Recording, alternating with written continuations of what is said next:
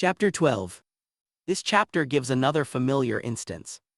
Jesus withdrew, healed the multitudes, and charged them not to make him known, that it might be fulfilled which was spoken by Esaias the prophet. Behold my servant, he shall not strive nor cry, a bruised reed shall he not break, and in his name shall the Gentiles trust. I ask anyone to meditate seriously on this application of Scripture, and ask what idea of fulfillment its maker must have held. No one, I think, will call it inappropriate. Heart and conscience recognize its wonderful fitness at once.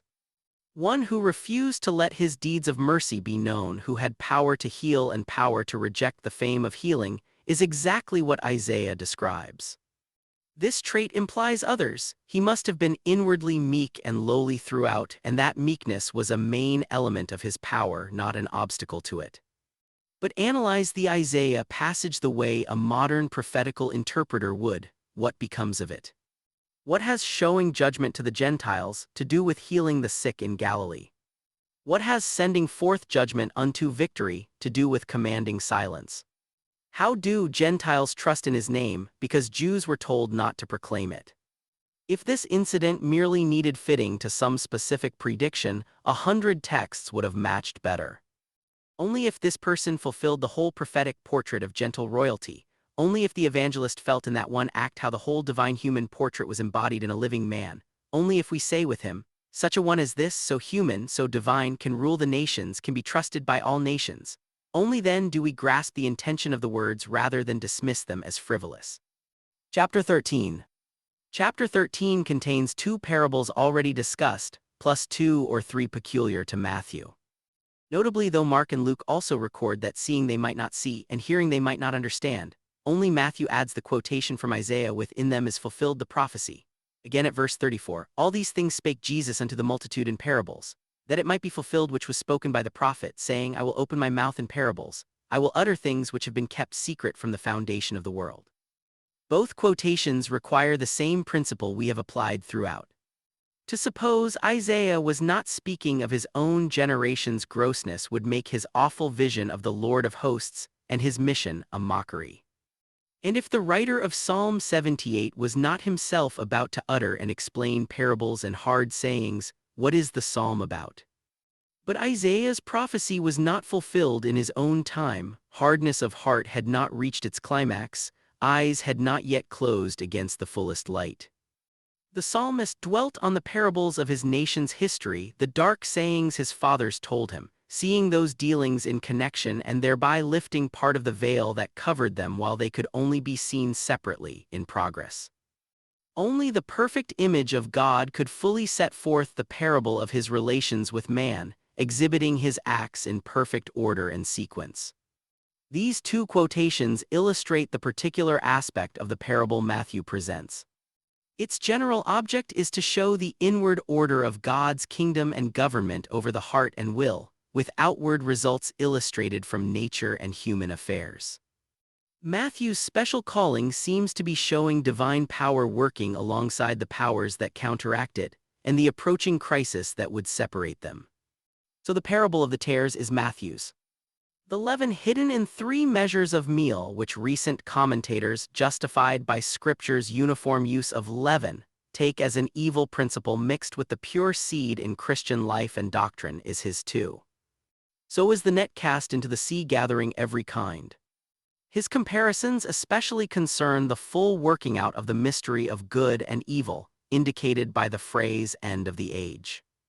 I can hardly help seeing this same character less obviously in the 2 beautiful parables of the treasure hidden in the field and the merchant seeking pearls. The first surely describes the wonder of those who had spent their lives seeking outward signs, finding instead that the treasure they needed lay in the field of their own hearts, a field never cultivated, even needing to be bought as a strange possession.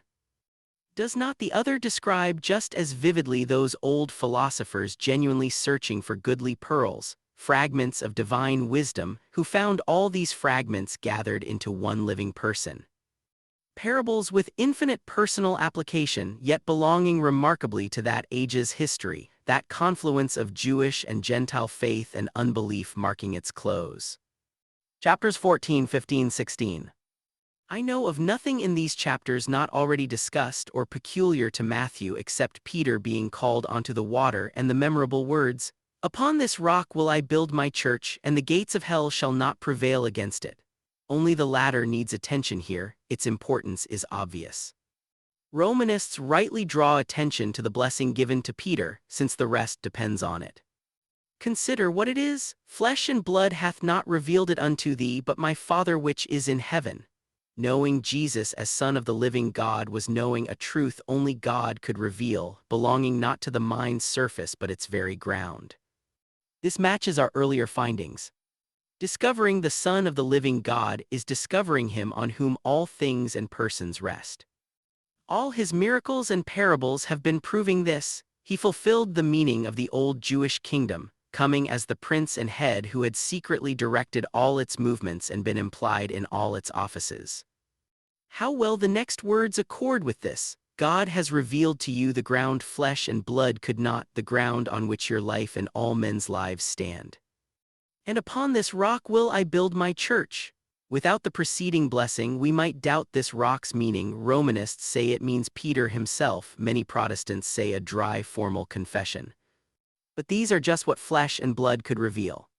A man, head of a school of apostles, or a logical formula declaring Jesus Son of God, belongs to the mind's surface. But teaching a man that he can rest only on the pillars of the universe, on the Son of God himself, this is God's work. One who grasps this knows he stands not on shifting sand but eternal rock. "Upon it will I build my church." The word ecclesia has not occurred before in the New Testament and occurs only twice in the Gospels, both times in Matthew, which may seem strange given how especially Pauline the word is. But remember, though closely tied to the so-called Gentile dispensation, its force and application must be learned entirely from Jewish scripture. Paul found the term in Greek cities applied to an assembly called by a herald but took it in its etymological sense, a body called out. This meaning is expounded through the whole Jewish national history, through the calling of the first father, the nation, every officer and man in it. How fitting, given all Matthew's previous teaching, to say that a body called out beyond these old limits would be built up in the world, founded on a rock lying deep down. Against such a building the gates of hell could not prevail, it could not sink into darkness and death, standing on one who would show death and hell had no power to hold him. That Peter should hold this kingdom's keys, opening its gates to Gentiles as well as Jews, might seem wonderful, but history confirms it. At Pentecost, and with Cornelius, this honor was given him. Strictly, what he bound on earth was bound in heaven, what he loosed was loosed. I will not fully take up these last words now, as they recur later.